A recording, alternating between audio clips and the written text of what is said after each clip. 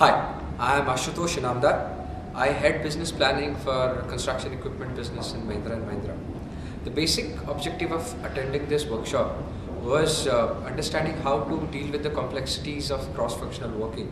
And I guess this workshop was pretty good enough to understand and then work out decisions in which you focus more towards the company decisions rather than focus on particular function or a particular department decision per se.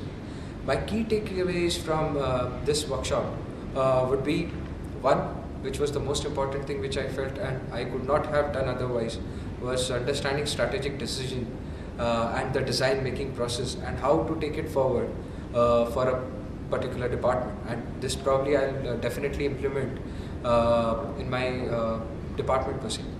Secondly, it was, as I said already, the cross-functional complexities and coordination. And third would be focus on the customer perception rather than just say working on how the company feels about a particular product or service person. The best part of this particular workshop was the experimental learning and the role-based simulation process.